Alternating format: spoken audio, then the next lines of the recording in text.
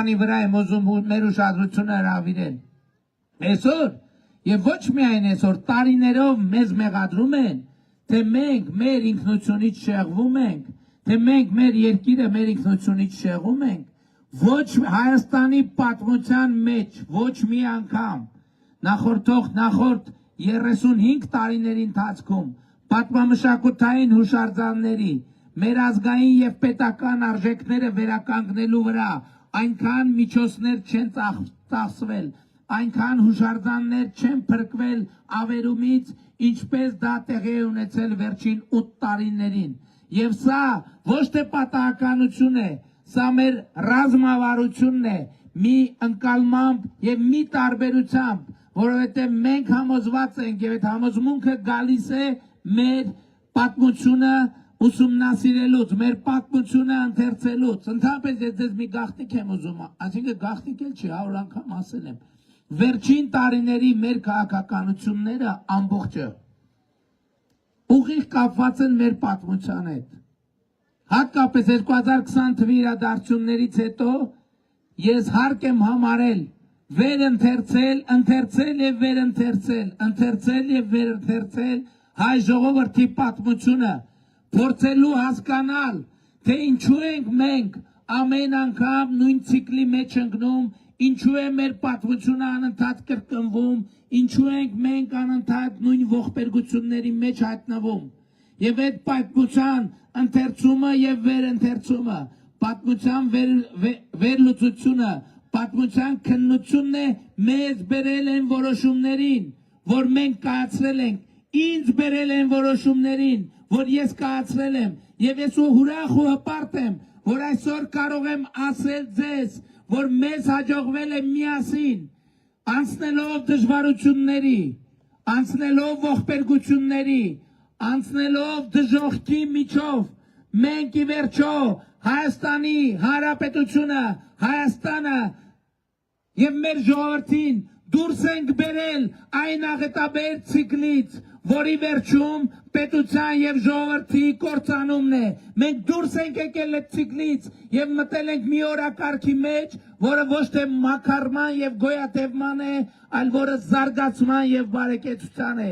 Մենք դուրս ենք եկել մի ցիկլից, որ մենք մեր պետությունը պետք է ընդամենը մեր պետության ճակատագիրը կախված լինի ուրիշներից, այլ մենք որդեգրել ենք Հայաստանի պետականության հարատևության օրակարգը եւ Հայաստանի Հանրապետությունը երկիր մոլորակի վրա պետք է գոյություն ունենա հավիտյան եւ մենք սերնդեսերունդ տասնամյակներով, հարյուրամյակներով, հազարամյակներով Հայաստանը որպես պետություն պետք է փոխանցենք սերնդեսերունդ։ Այս խնդիրն ենք մենք լուծում այսօր եւ մենք միասին այդ խնդիրը, այդ պատմական, այդ հազարամյա խնդիրը պարտավոր ենք լուծել։ Այս տարածքում, Հայաստանի այսօրվա տարածքում 1045-ից մինչև 1918 թվականը պետություն գոյություն չի ունեցել։ 1000 տարի, շուրջ 1000 տարի այս տարածքում հայկական Հայաստան պետություն գոյություն չի ունեցել եւ մենք պիտի վերադարձնենք պատմության այդ պարտքը։ Պատմությունն է մեզ պարտք, մենք էլ պարտք ենք պատմությանը եւ առաջիկա 1000 տարիներին եւ հետագա 1000 տարիներին այս տարածքում Հայաստան պետությունը պիտի գոյություն ունենա, Հայաստան պետությունը պիտի գոյություն ունենա։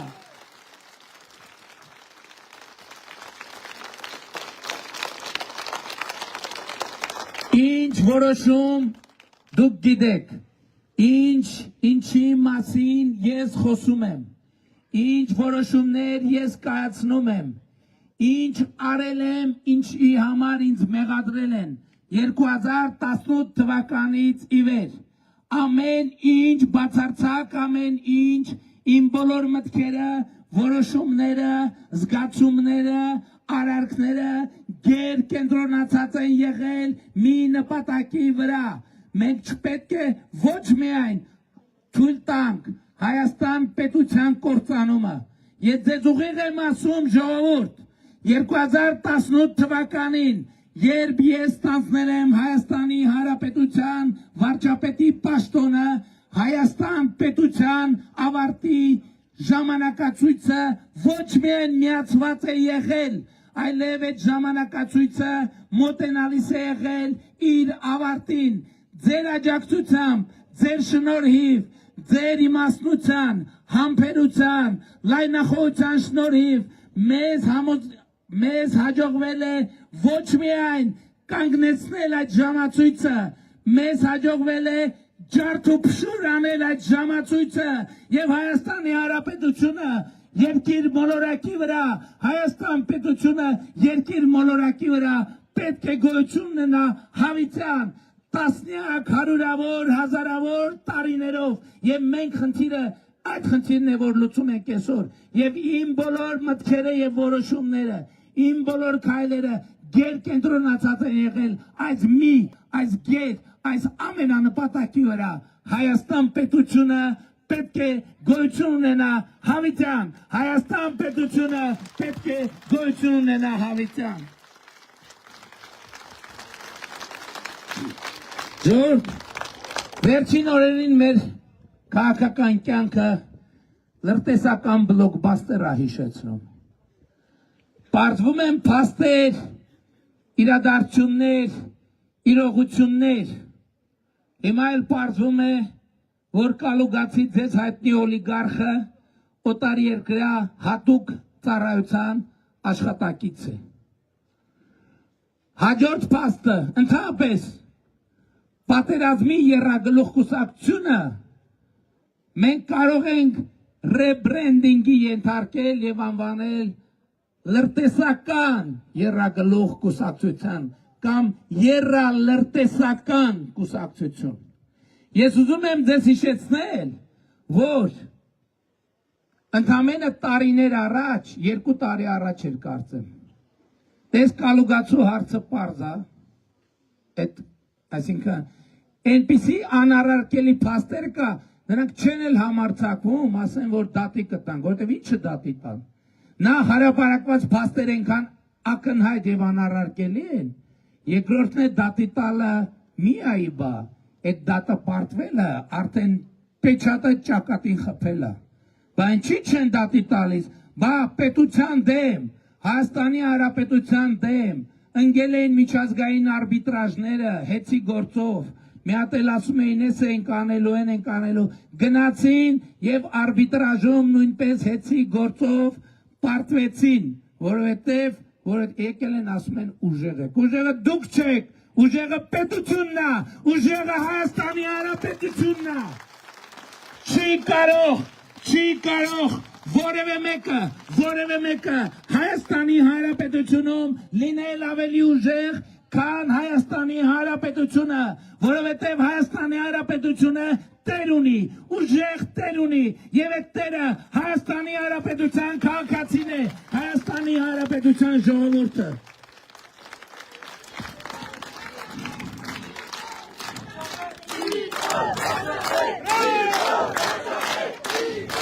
Շնորհակալ եմ։ Էս այդ մասով, դե թող գնան արբիտրաժներ դիմեն, թող գնան միջազգային արբիտրաժներ դիմեն, միջազգային հետաքննող հեղինակավոր լրատվամիջոցը, խփելա ճակատներին ապացույցադրել, որ նա հանդիսանում է օտարերկրյա հատուկ ծառայության աշխատող։ Ընդ որում էլի եմ ասում, ամենայն հարգանքով, ես վերջում կասեմ դա, եթե հիշում եք, 2 տարի առաջ Ռոբերտ Քոչարյանի ձայնագրություն հրապարակվեց, որտեղ նա ասում է, դիմելով օտար երկրին, ասում է, դե դուք ինձ մցրեցիք քաղաքական դաշտ Հայաստանի, ես հիմա պրոբլեմներ ունենք, խնդրում եմ ինձ ապահովեք ինձ դուրս գալ այդ քաղաքական դաշտից։ Այն ժամանակ ինչ արեցին, ասին դե արհեստական ինտելեկտով բան արած, պատրաստած եւ այլն։ Այն ժամանակ ես առաջարկ արեցի, ասի թող հասարակական կազմակերպությունները միջազգային փորձաքննություն պատվիրեն Այդ ձայնագրությունը օրիգինալ է, թե օրիգինալ չի։ Իմիջայլոց հասարակական կազմակերպություններ սիրում են մեզ քննադատել, ճիշտ են անում, եւ ես ընդունում եմ քննադատությունը, ել եմ ասում, մենք անթերի չենք, ընդհակառակը, ինչքան շատ քննադատեք մեզ, այնքան լավ, մենք ավելի կհղկվենք, ավելի լավ կաշխատենք, ավելի պատասխանատու բայց թույլ տվեք քննադատեմ ես հասարակական կազմակերպությունը, ինչու այդ փորձաքննությունը չպատվիրվեց,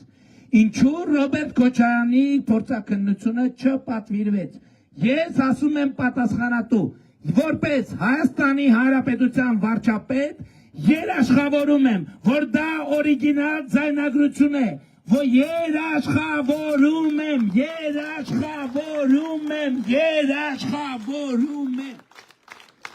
դա օրիգինալ ձայնագրություն է, էլի կոչ եմ անում հասարակական կազմակերպություններին, տարեք փորձաքննության եւ արեք դա միջև ընտրությունները, որպեսզի ժողովուրդը իմանա, բայց եթե ժողովուրդը կարող է ավելի վստահել իմ ասածին, ես ձեզ երաշխավորում եմ, որ դա օրիգինալ ձայնագրություն է, այդ խոսողը, այդ խնդրողը Ռոբերտ Քոչարյանն է, նա ինքը իր ձայնով է այդ նախադասությունները հնչեցրել, եւ սա լրտեսի գործունեություն է, եւ սա լրտեսի գործունեություն է։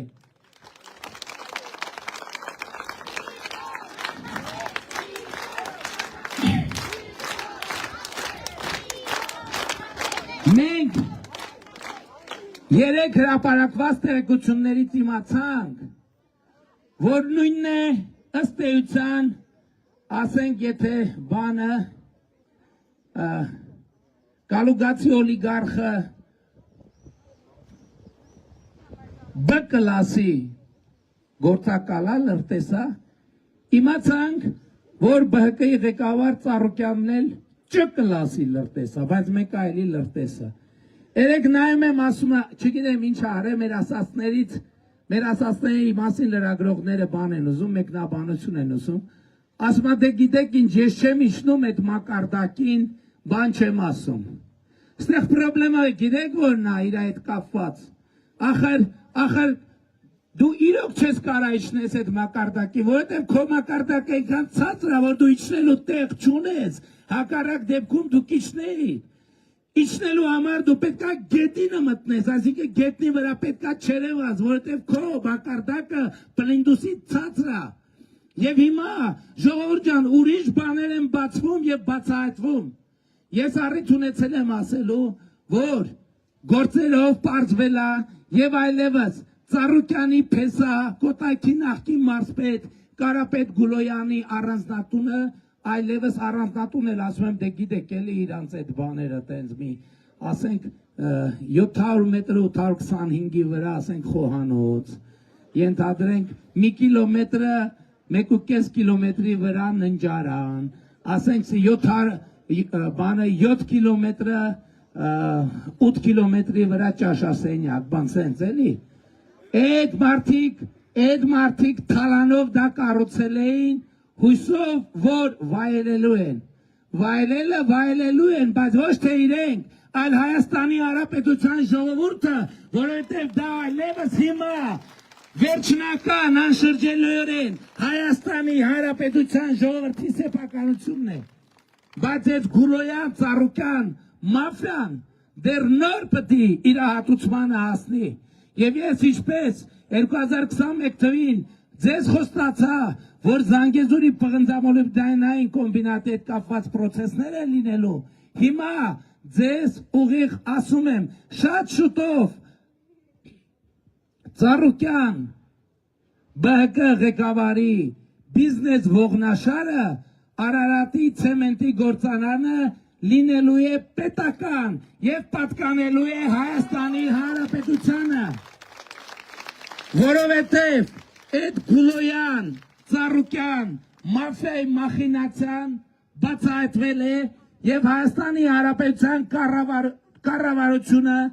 արդեն իսկ գրություն է ստացել Հայաստանի Հանրապետության դատախազությունից, որ այդ գույքը ենթակա է պետականացման եւ առաջիկայում շատ արագ մենք ինչպես հեծում նշանակեցինք կառավարիչ, այնպես էլ Արարատի ցեմենտում ենք նշանակելու կառավարիչ, եւ ես Արարատի ցեմենտի գործարանի բոլոր աշխատողներին շնորհավորում եմ ազատագրման առիթով, նրանք այլևս կարիք չունեն կատարելու այս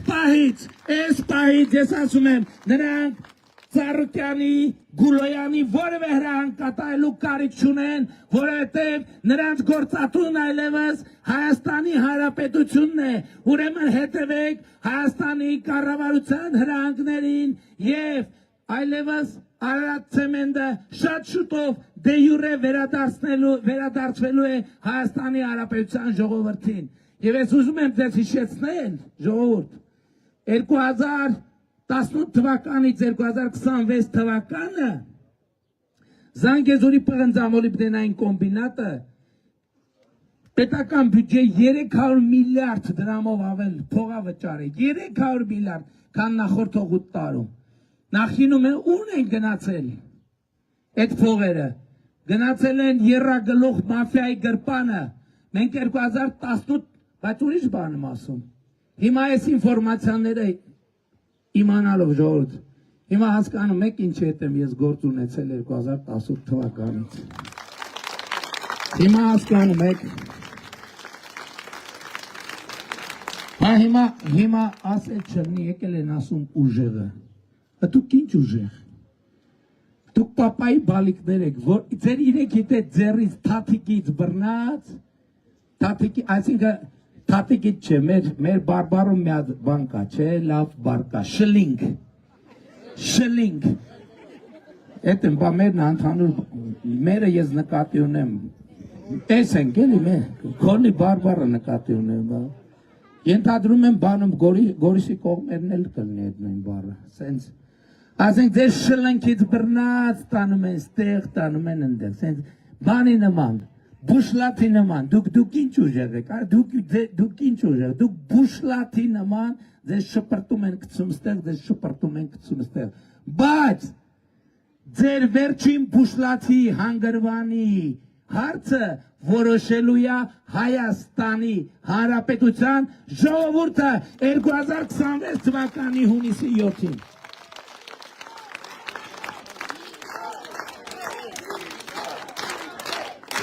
Բայց ես